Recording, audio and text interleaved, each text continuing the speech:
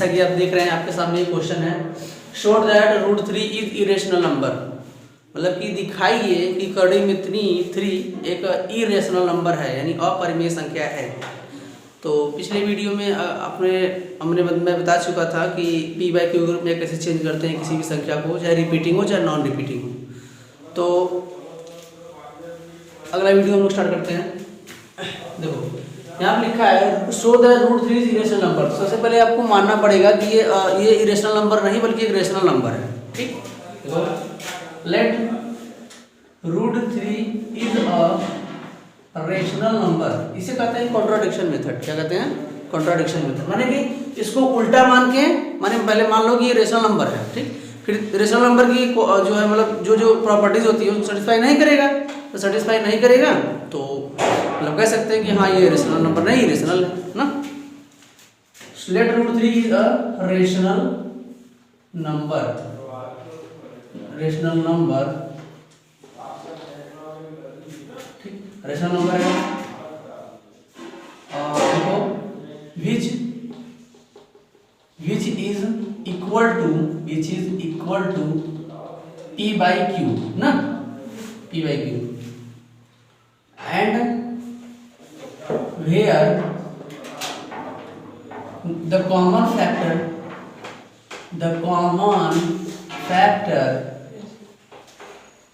between p and q is 1। ठीक है, तो p और q के बीच में कॉमन फैक्टर 1 होना चाहिए, ध्यान देना। तो देखो क्या हो जाएगा, √3 इज इक्वल टू p/q हो जाएगा, हो जाएगा। तो क्या है, कॉमन फैक्टर 1 लिखा है, इसका मतलब जानते हो कॉमन फैक्टर को हम लोग इंग्लिश में बोलते हैं सहभाज्य। तो देखो जैसे मान लो यहाँ लिखा 2/3, ठीक है, तो 2/3 में ये बताओ क्या इन दोनों के बीच में एक के अलावा और कोई कॉमन फैक्टर है? नहीं है।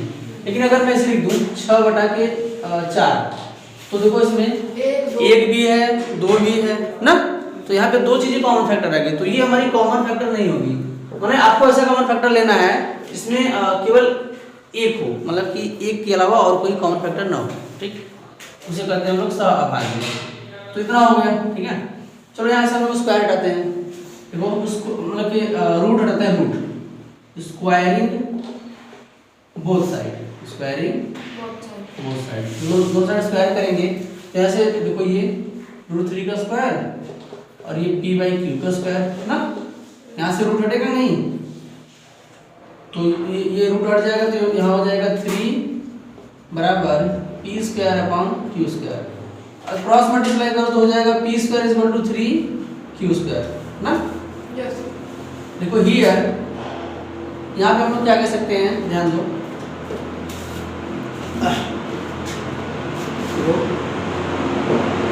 p² is a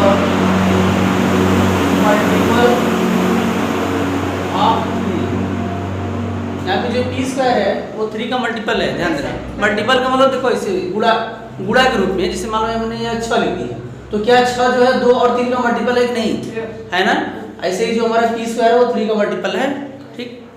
क्या कैसे बताया तो भी, ठीक है, मल्टीपल माने गुणांक सीधे से। p² कहां पता चला कैसे है मल्टीपल, ये p² बराबर 3 दिया है ना, 3 into कुछ समथिंग दिया है q², तो इसका मतलब है देखो मैंने कहा कि 6 जो है वो 2 का मल्टीपल है। मल्टीपल माने कि मतलब गुणांक में, क्या इसके गुणांक में नहीं आएगा 6 आएगा ना, ठीक है। इसका मतलब 6 जो है 2 से कटेगा ना, तो इसका मतलब ये भी है कि p² 3 से डिवाइड हो जाएगा ना, तो उसी को कहते हैं मल्टीपल, इस तरह से कह सकते हैं हम लोग। तो p² is a multiple of 3, तो इससे हम लोग क्या कह सकते हैं, p इज आल्सो मल्टीपल, ठीक है, मल्टीपल ऑफ 3। ध्यान देना, जब किसी का स्क्वायर अगर 3 इसका स्क्वायर अगर 3 मल्टीपल है तो यहाँ से स्क्वायर हटाएंगे तो ये भी मल्टीपल हो जाएगा इसका, ठीक है ना। इसे बताओ जो 3 का स्क्वायर होता है, ठीक, क्या ये 3 से कट जाता है? कट जाता है ना, तो क्या 3 जो 3 से नहीं कटेगा? कटेगा, बिल्कुल कटेगा ना।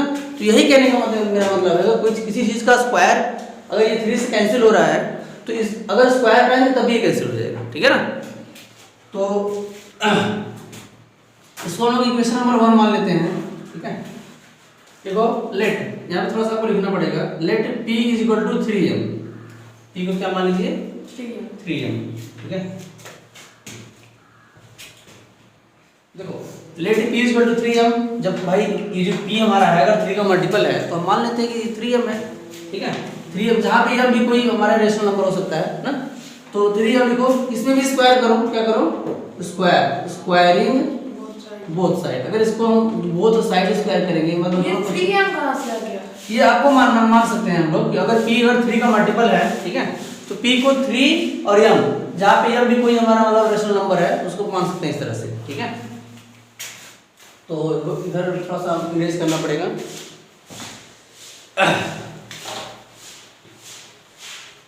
इरेज कर दिए, चलो अब देखो इतना जगह तो घेर लिया है, दिक्कत हो गया। तो बोथ साइड स्क्वायर करेंगे तो क्या हो जाएगा बताओ, यहाँ पे p square equal to 9m square हो जाएगा, हो जाएगा। इसको इक्वेशन नंबर 2 मान लीजिए, जहाँ इक्वेशन नंबर 1 में p स्क्वायर है उसके जगह पर ये वाला रख दीजिए, ठीक है। लिखो putting the value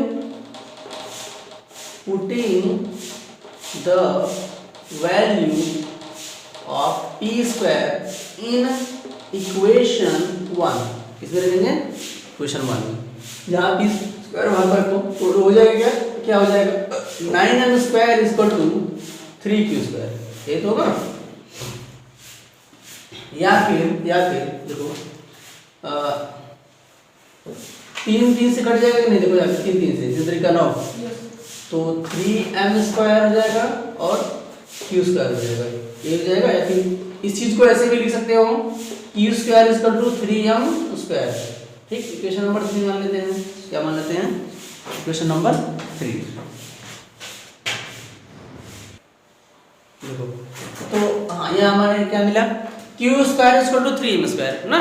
तो देखो जब यहाँ पे p स्क्वायर कहाँ गया, हाँ ये p square equal to 9m square था, तो हम लोग ये कहते थे कहाँ गया यहाँ पर p square to 3q square, तो हम लोग कहते थे कि p जो है p square is a multiple of 3, माने p जो है 3 का मल्टीपल है, या फिर कह सकते थे p 3 का मल्टीपल है।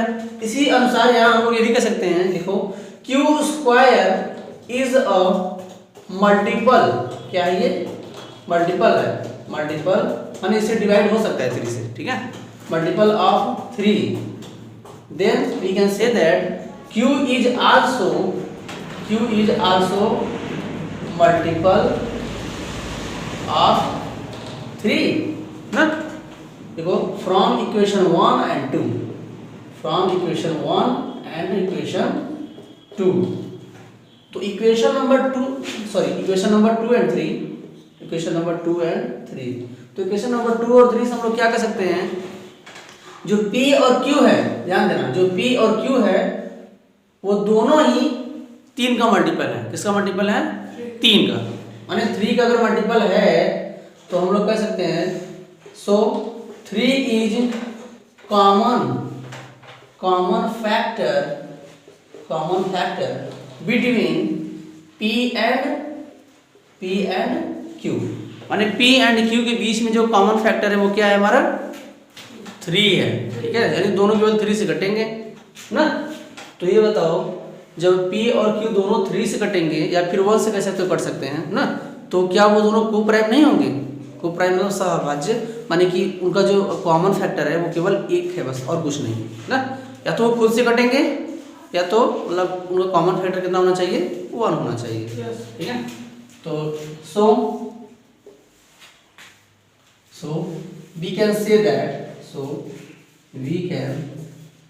that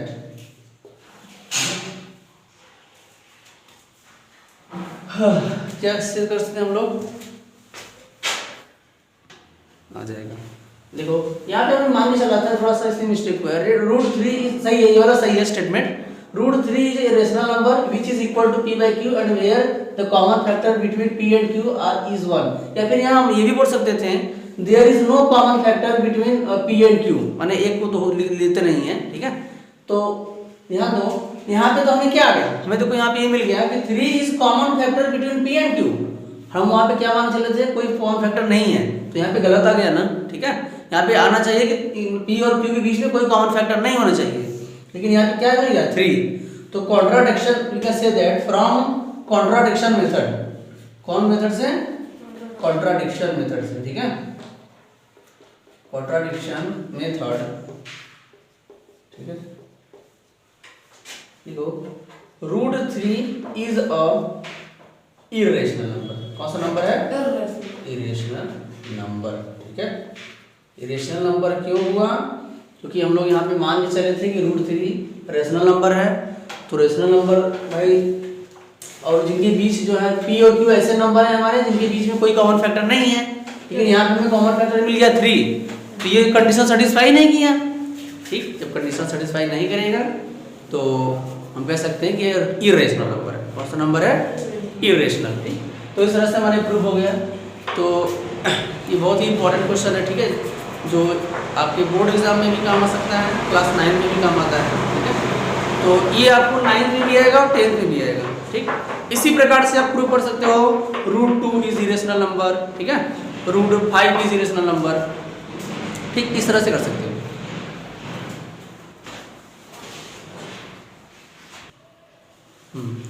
तो देखो हम आप लोग आगे पढ़ने वाले हैं सर्ट्स, ठीक। देखिए SURDS, सर्ट्स, सर्ट्स में होता है करड़ी। तो करड़ी के बारे में हम लोग जानते हैं। सबसे पहले करड़ी होती क्या है? देखिए जो स्क्वायर रूट होता है और जो करड़ी होता है उसमें अंतर होता है। कई लोग ये नहीं समझ पाते हैं, वो कहते हैं सर ये स्क्वायर रूट वही है, करड़ी भी कही है ना, लेकिन दोनों में अंतर होता है। अंतर क्या होता है?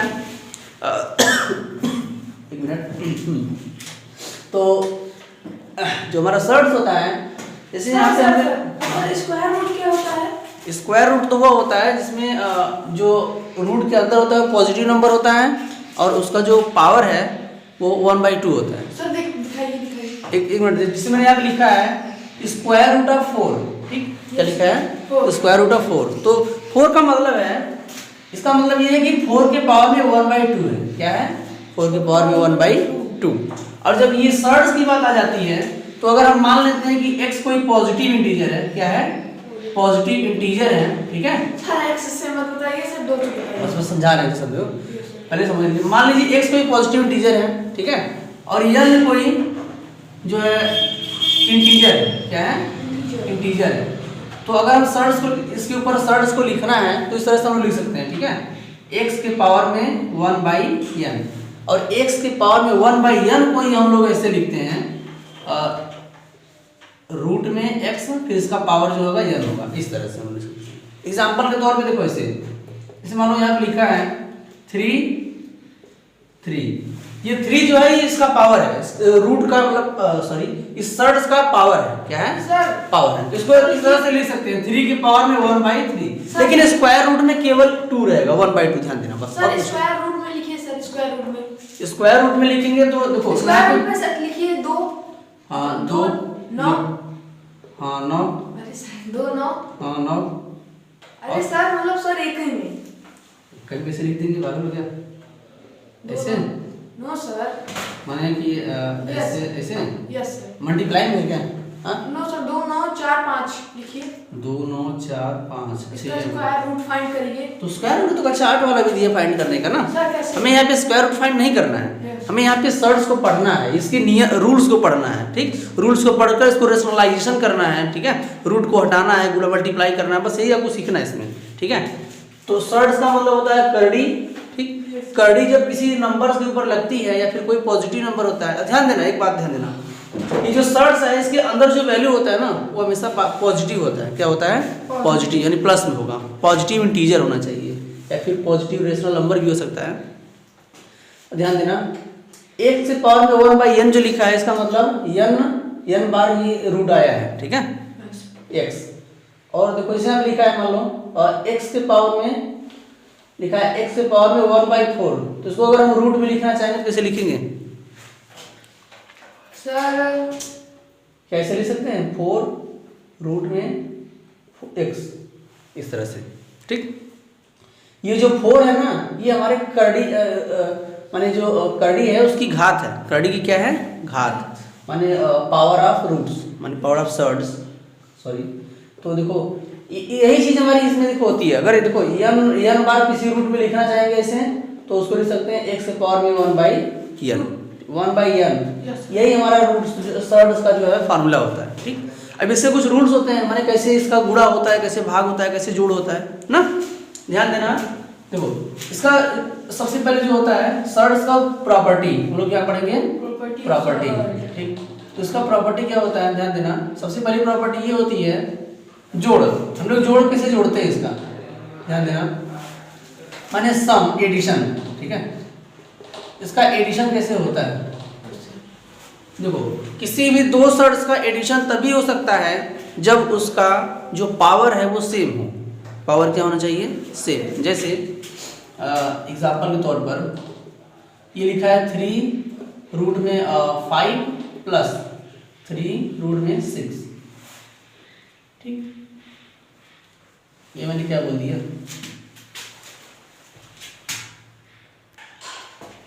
देखो इतना पास किए बल्कि बढ़िया है ना, थोड़ा सा दूर से करा तो दिक्कत हो ना, ये बड़ी तो हो गया।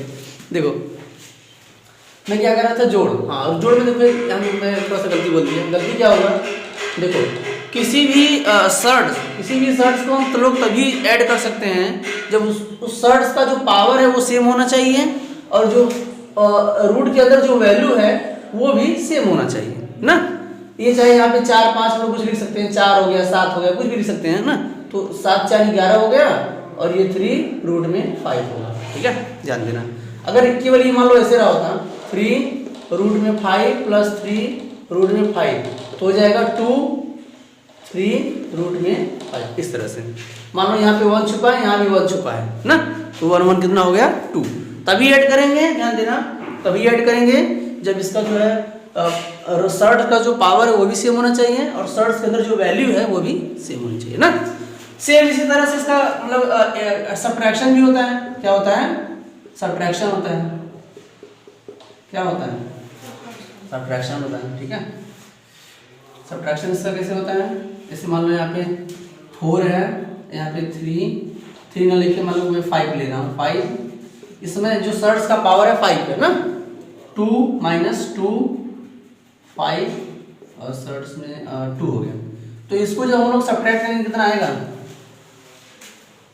सर 2। हाँ, 4 में से 2 घटेगा 2 आएगा। और क्या आएगा सर, और आएगा 5 कर दी 2। हाँ, 5 कर दी, ऐसे आएगा ना। तो इस तरह से इसका हम लोग जो है मतलब सब्ट्रैक्ट कर सकते हैं। ठीक, अब चलते हैं मल्टीप्लिकेशन की स्थिति। ठीक है, जो सर्ड्स का मल्टीप्लिकेशन होता है वो किस तरह से होता है, मल्टीप्लिकेशन इसका किस तरह से वर्क करता है। ठीक है,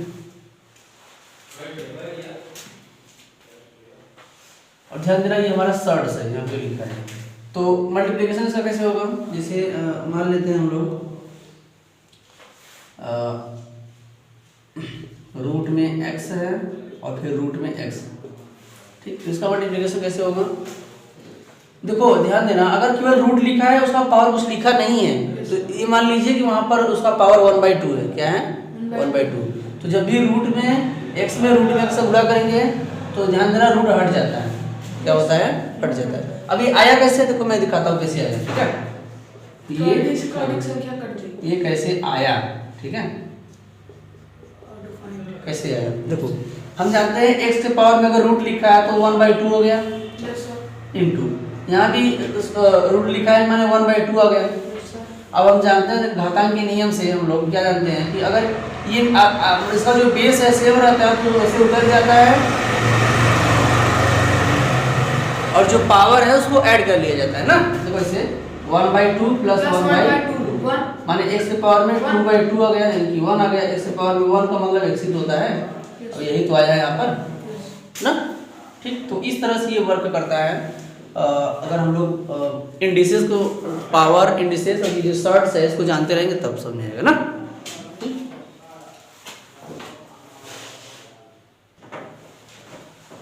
तो देखो हम ये क्वेश्चन ले रहे हैं रेशनलाइजेशन। रेशनलाइजेशन होता क्या है, देखो जब भी देखो न्यूमरेटर हम जानते हैं, जब भी कोई भी नंबर हो तो अगर ये p/q के फॉर्म में है तो मान लीजिए ये रेशनल नंबर है। ठीक है, क्या रेशनल नंबर है, ये रेशनल। इसका जो डिनोमिनेटर है इसमें से रूट हटाना है। तो जब भी किसी नंबर में अगर आप डिनोमिनेटर में रूट हटाते हो ना तो इसी को रेशनलाइजेशन कहते हैं। क्या कहते हैं? रेशनलाइजेशन कहते हैं, ठीक है ना। तो रेशनलाइजेशन करने के लिए देखो कुछ करना पड़ेगा। तो हम लोग पहला क्वेश्चन लेते हैं। देखो पहला लिखा है 1/√3, जो दूसरा है 2/√2, और जो 2 का रूट का पावर है 3 है। ध्यान देना ये मल्टीपल नहीं है ये ना, इसीलिए छोटा सा लिखा है मैंने। जो 4/5 है इसका रूट का पावर कितना है? 5, ठीक है। अब पहला क्वेश्चन करते हैं हम लोग। पहला है 1/√3। ध्यान दो, अगर √3 में किस चीज से मल्टीप्लाई करें कि रूट हट जाए? √3। हाँ, √3 से करो, √3/√3, ठीक है। देखो इसके न्यूमरेटर में भले रूट हो जाए हमें चलेगा, लेकिन उसका जो डिनोमिनेटर है उसमें नहीं होना चाहिए। इसी को कहते हैं रेशनलाइजेशन। रेशनलाइजेशन करना है इसका।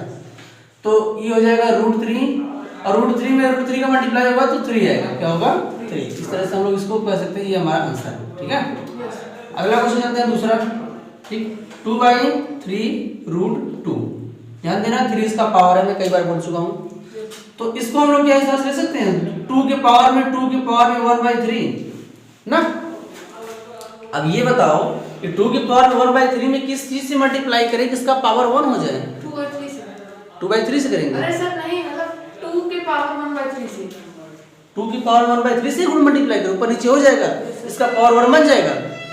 दिमाग नहीं है तुम्हारे पास। देखो ये बताओ, अगर 1/3 है ये, अगर 2 की पावर 1/3 से ऊपर नीचे मल्टीप्लाई करेंगे तो 1/3 तो इसका और 1/3 जो यहाँ करो उसका पावर जुड़ जाएगा, तो 2/3 आएगा। हमें लाना कितना है? 1 लाना है ना। तो क्या 1 है ये? तो देखो ऐसे सोचा करो। देखो 1/3 में ऐसे सोचो, 1/3 में किस चीज को जोड़ दें कि हमारा 1 आ जाए? क्या आ जाए? ऐसे सोचो 1/3 में किस चीज को ऐड कर दें कि क्या आ जाए? हमारा 1। मान लीजिए x ऐड कर देते हैं 1 आ जाता है, तो x का मान कितना होगा? x बराबर हो जाएगा 1 - 1/3। बोलो तो 3 एक कम 3, 3 में से घटा 2, 2/3। माने आपको ऐसा वैल्यू लेना है 2 के पावर में जिसके 2 के पावर में 2/3 हो। क्या हो? हाँ इधर देखो,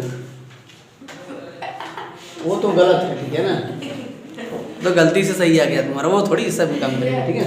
तो चलो लिखो इसको। जानते हो इसको न्यूमरेटर और डिनोमिनेटर में माने अंश और हर में 2 की पावर में 2/3 से गुणा करना पड़ेगा, ठीक है। 2 के पावर में 2/3 से यहाँ गुणा कर दो, 2 की पावर में 2/3, अरे सॉरी 2/3 यहाँ गुणा कर दो। क्यों? क्या मालूम है ना 2/3? हाँ 1/3 में सोचो, ऐसे सोचो कि क्या जोड़े कि 1 आ जाए। क्या जोड़े कि 1 आ जाए? तो क्या हो जाएगा? देखो हमारा, चलो करते हैं इसको। ये तो मिटा देते हैं, तो घटिया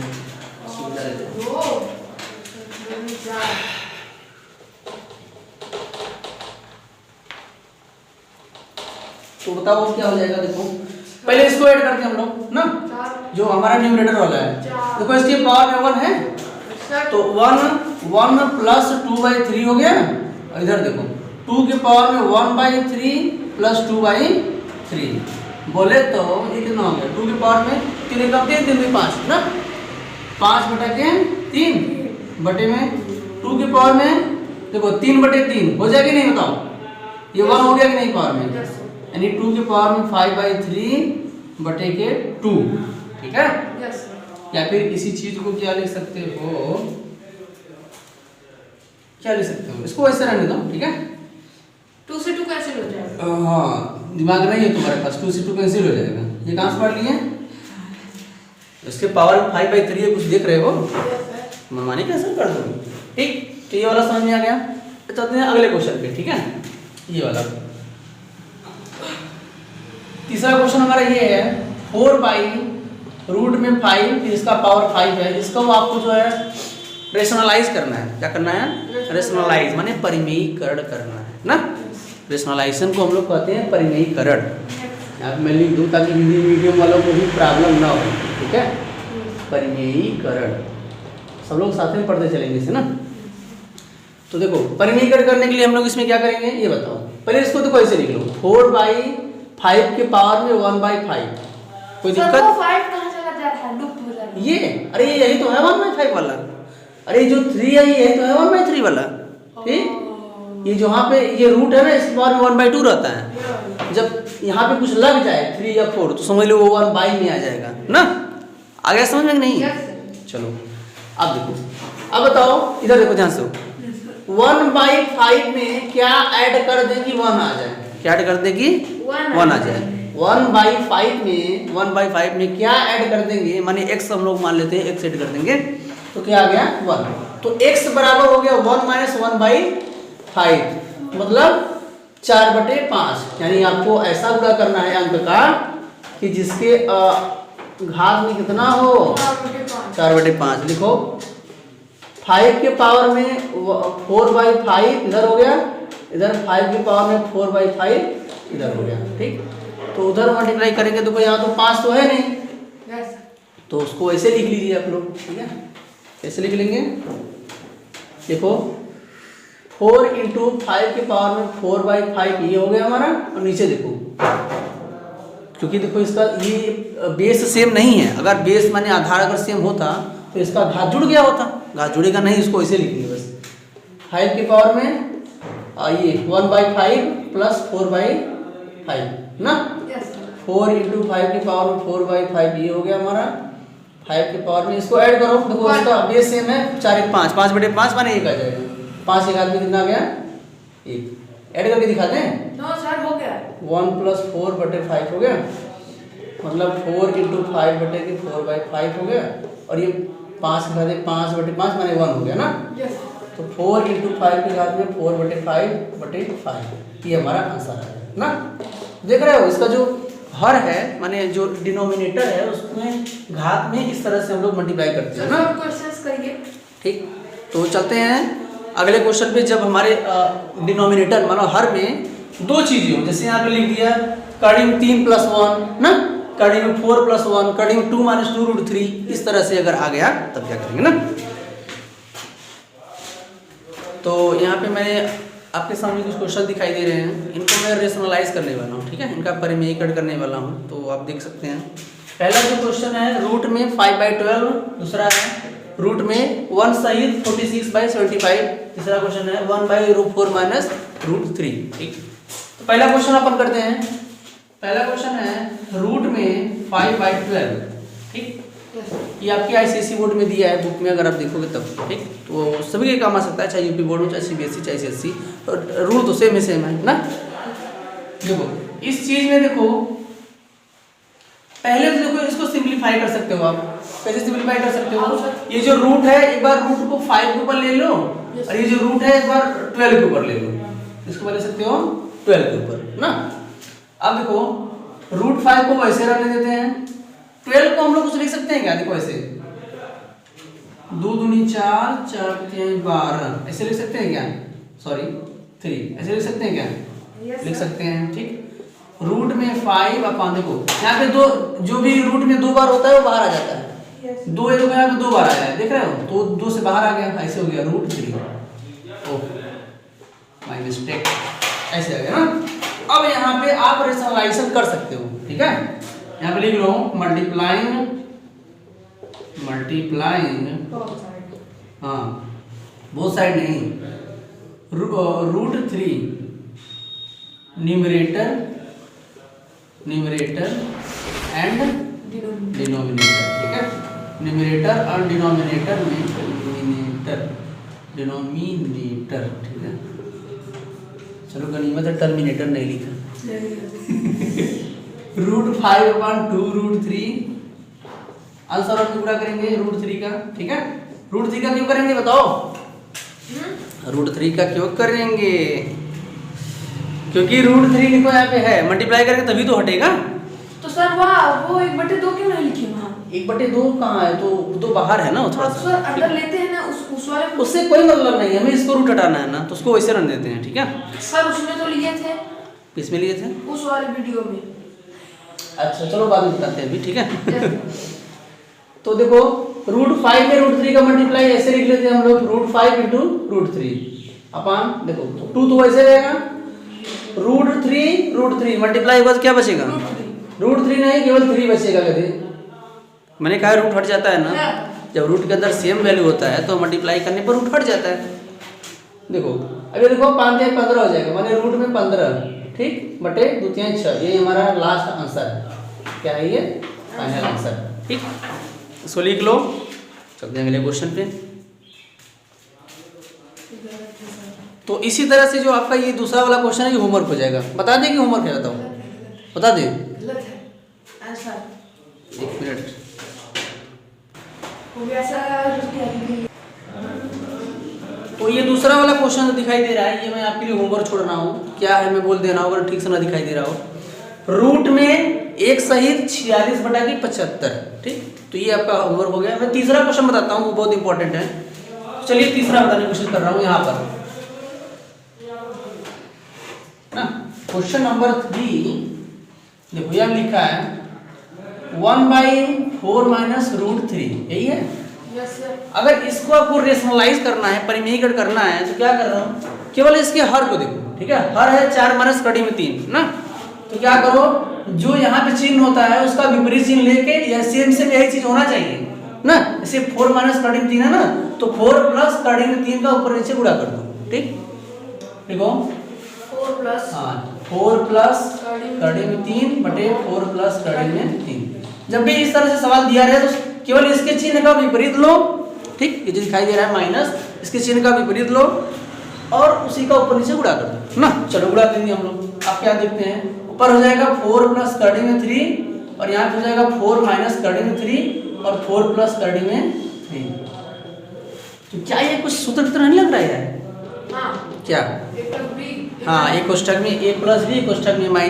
इसका फॉर्मूला क्या होता है? a² - b²। हाँ, a² - b², माने ऊपर वाला तो वैसे रहेगा, नीचे वाला देखो a² - b² माने 4 का स्क्वायर - कड़ी में 3 का स्क्वायर, ठीक है। हाँ, कड़ी से कड़ी कैंसिल नहीं होगी। 4 का स्क्वायर कितना होता है? 16 माइनस कड़ी में 3 का स्क्वायर करेंगे कितना होगा? 9। पागल हो गया? कड़ी में 3 का स्क्वायर माने कड़ी में 3 गुणे कड़ी में 3। तो सर कड़ी से कड़ी कैंसिल कर। हाँ, तो 3 होगा, कितना होगा? 3 का 3 आ जाएगा, कितना आएगा? 3। 4 + कड़ी में 3/16 में 3 घटा कितना बचा? 13। तो इस चीज को आप ऐसे लिख सकते हो 4/13, ठीक है, प्लस कड़ी में 3/13, इस तरह से लिख सकते हो। ये हमारा आपका फाइनल आंसर है, अगर चाहो, ठीक है। या तो वैसे रहने दो, यही भी आंसर ठीक है, यहाँ पर भी, और ऐसे अलग करके लिख सकते हो, ठीक है। तो ये आपका फाइनल आंसर है। इस तरह से आप कोई भी क्वेश्चन कर सकते हो।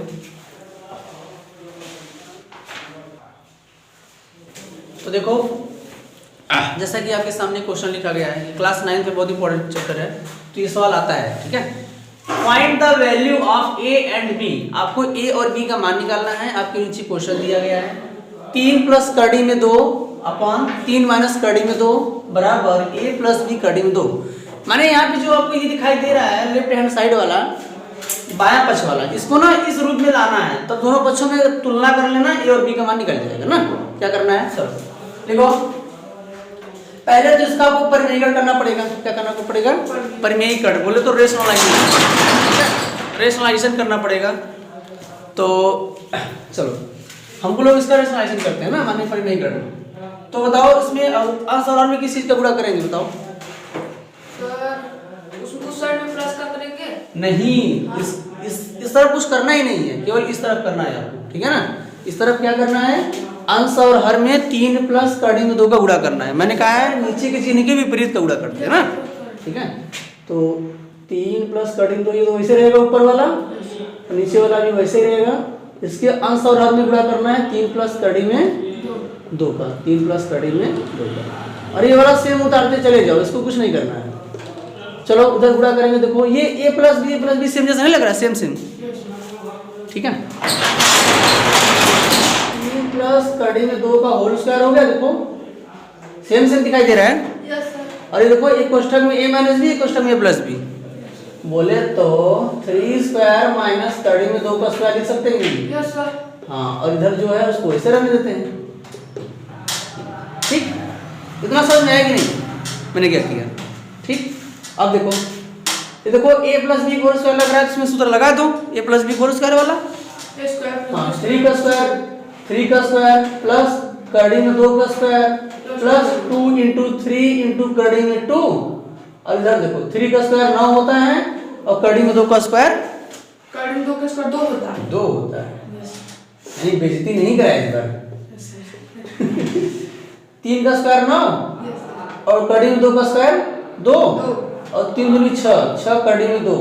अब ये मत करना 3 दूनी 6, 6 दूनी 12, ऐसे मत कह देते हैं, हाँ नहीं चमत्कार हो जाएगा। 9 में से 2 गए 7 और इधर a प्लस b कड़ी में 2 आ गया, 9 2 11, क्या बात है 9 2 11 हो गया। 11 6 नहीं 11 6 जोड़ दो, पागल हो गया, इसके पास रूट नहीं है ना। Yes sir. हाँ ऐसे चमत्कार मत करना कभी। 11 प्लस 6 कड़ी में 2 बटा के 7 बराबर a प्लस b कड़ी में 2। ठीक, अब देखो इसको ऐसे लिख सकते हो, 11 बटा के 7 प्लस 6 बटा के 7 कड़ी में 2 बराबर a प्लस b कड़ी में 2। मैंने इसको अलग अलग क्यों लिखा, क्योंकि यहाँ मुझे a और b का मान चाहिए ना। हाँ लिखो कंपेयरिंग बोथ साइड, यानी दोनों तरफ तुलना करने पर ना, कंपेयरिंग बोथ साइड मतलब दोनों पक्षों की तुलना करने पर। तो तुलना करेंगे तो a का मान आ जाएगा 11 बटे 7, ठीक, और b का मान कितना आ जाएगा 6 बटा के 7। अब कड़ी में 2 तो लिखना नहीं है, समझ रहे हो ना, क्यों सर? ठीक। अब देखो क्योंकि पहले से ही है ना, कड़ी में 2 क्यों लिखोगे, आपको तुलना करना है, a और b का मान निकालना है। क्या निकालना है, A और B का मान। ए और बी का मान निकालना है। ठीक, तो हो गया हमारे पास। ठीक, तो ये आपका फाइनल आंसर है। ठीक, ये 11 है, ठीक 11, तो ये हमारा हो गया फाइनल आंसर। ठीक है, तो जब भी कहेगा इस तरह से ए और बी का मान निकालने के लिए, तो अब क्या करेंगे, बाएं पक्ष का परिमेयीकरण करेंगे, माने रेशनलाइजेशन करेंगे, उसके बाद उसको इस फॉर्म में ला देंगे ताकि ए और बी दोनों पक्षों में तुलना करके मान निकाल सकते हो। ठीक, तो ये आपका फाइनल क्वेश्चन था। इस तरह से ये वाला चैप्टर खत्म होता है। ठीक, धन्यवाद, टाटा बाय बाय। अगर आपको ये वीडियो अच्छी लगी तो हमारे चैनल को सब्सक्राइब करें, ठीक, और कमेंट बॉक्स में लिखें और वीडियोस बनाने के लिए। ठीक, धन्यवाद।